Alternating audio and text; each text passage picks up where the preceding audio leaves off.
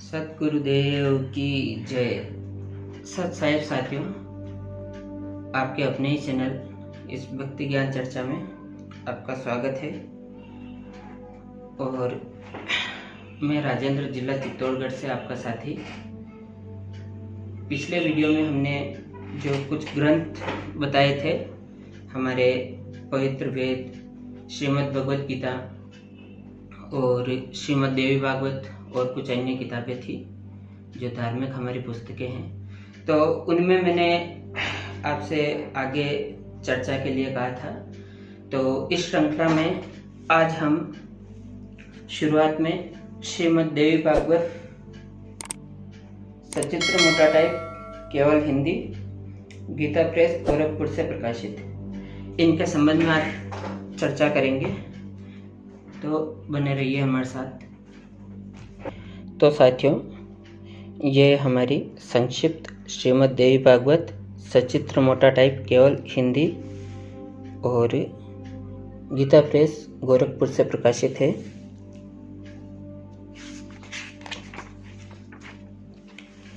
इसके संपादक हनुमान पोद्दार चिमन लाल गोस्वामी हैं और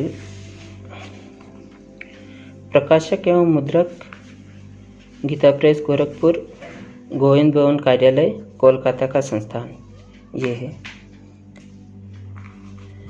तो इस श्रीमद् देवी भागवत के हम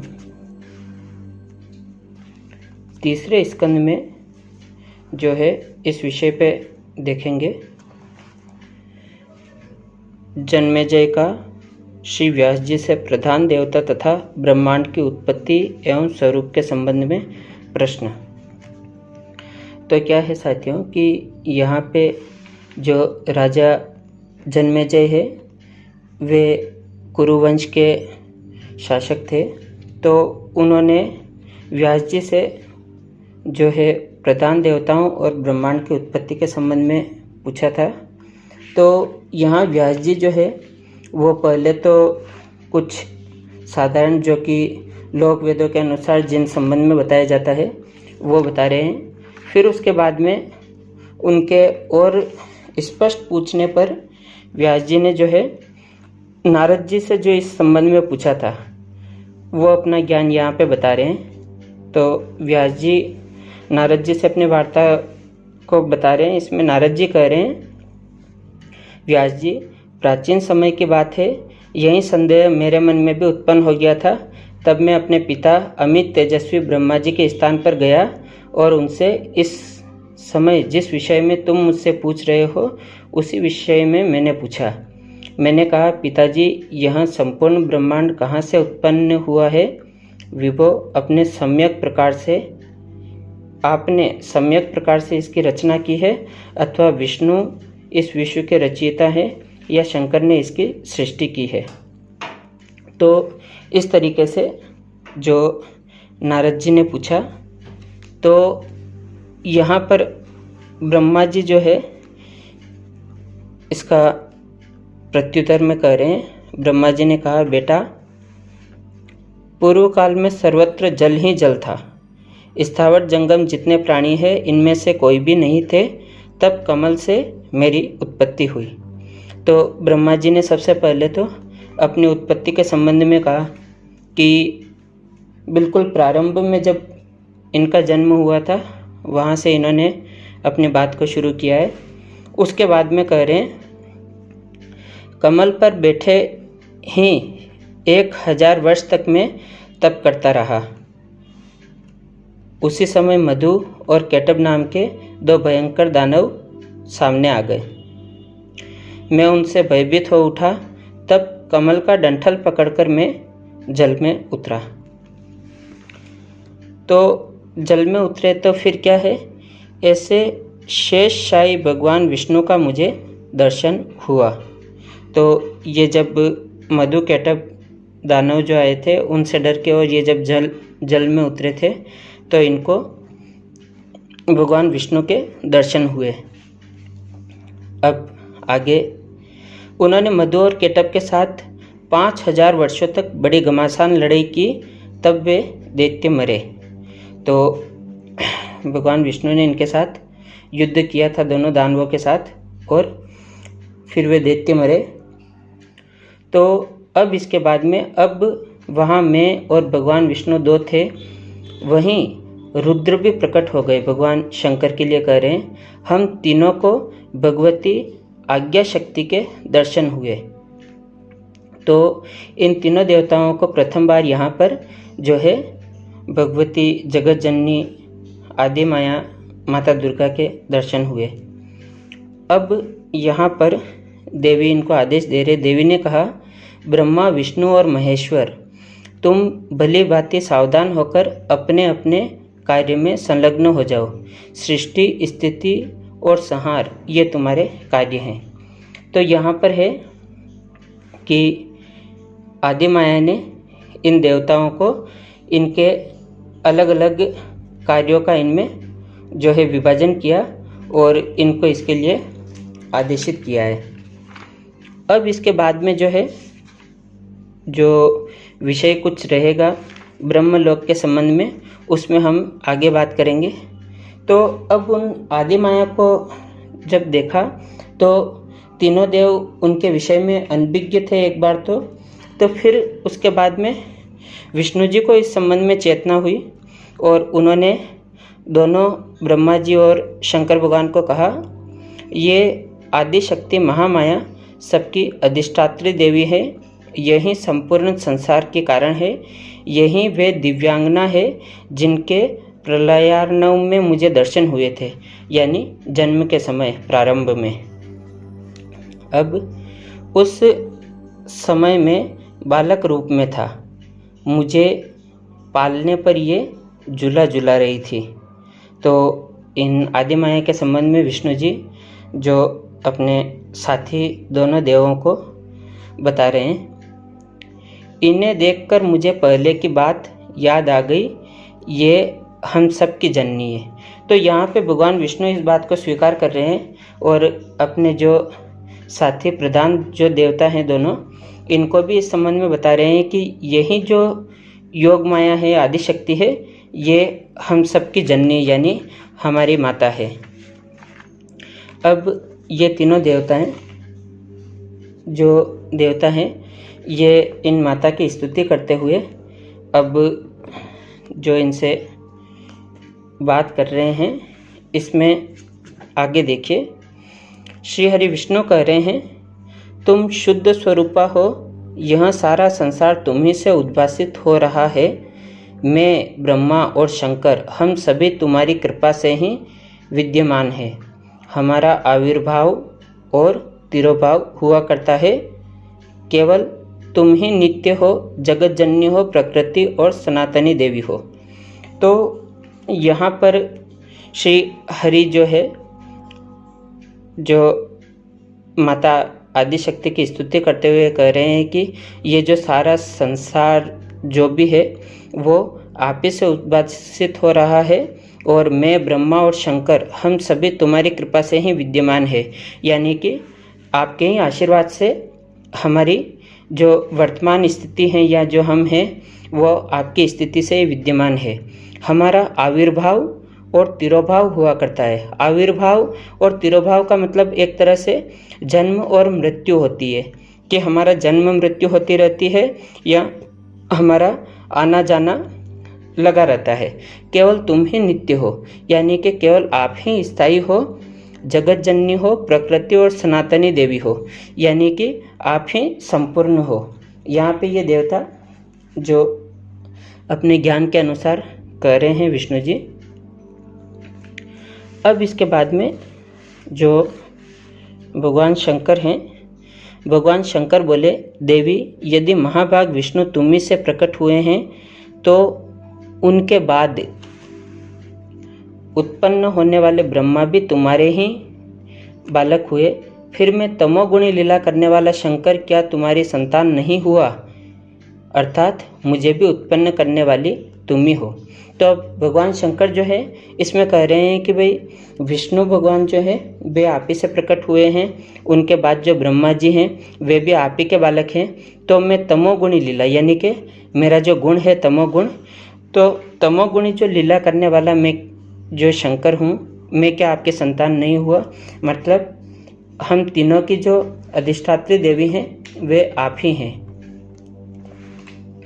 इसके बाद में आगे करें, इस संसार की सृष्टि, स्थिति और संहार में तुम्हारे गुण सदा समर्थ हैं। इस संसार की सृष्टि, स्थिति और संहार में तुम्हारे गुण सदा समर्थ हैं। उन्हीं गुणों से उत्पन्न हम ब्रह्मा, विष्णु एवं शंकर नियमानुसार कार्य में तत्पर रहते हैं। यानी कि हम तीनों जो देवता हैं, तीनों जो गुण हैं, वो हमें जो आपने कार्य सौंपा है उसमें हम तत्पर रहते हैं।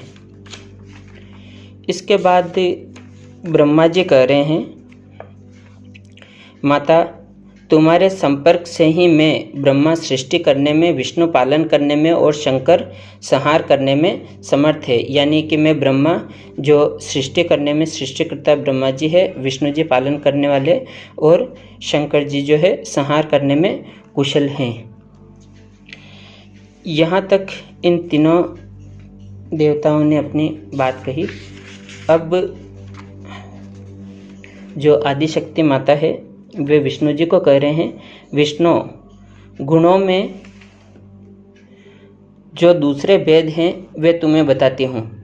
यहाँ पे माता जी ने इनको इनके कार्य के संबंध में बता दिया था और इनको संबंधित जो भी इनके लिए नियम थे वो भी इनको अवगत करा दिए। उसके बाद में विष्णु जी को जो कह रहे हैं, वे कह रहे हैं कि भाई गुणों में जो भेद हैं वे तुम्हें बताती हूँ। तुम एक महान पुरुष हो, तुम्हारे पास सत्व गुण की प्रधानता रहनी चाहिए। यानी विष्णु जी है वो सत्व गुण वाले हैं और भगवान शंकर है वे तमोगुणी है और ब्रह्मा जी जो हैं वे रजोगुणी उनका गुण है।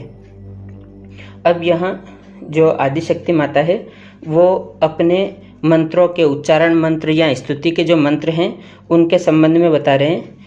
माता जी विष्णु जी को कह रहे हैं, रमाकांत पहला वाग बीज एम जो इनका मंत्र है, दूसरा कामरा बीज क्लीम और तीसरा माया बीज हीम, ये मेरे मंत्र हैं। तो आदि माया ने अपनी स्तुति के तीनों मंत्र बताए। इसमें कह रहे हैं तीसरा मंत्र जो तुम्हें बताया है उसके प्रभाव से श्रेष्ठ अर्थ सुलभ हो जाता है।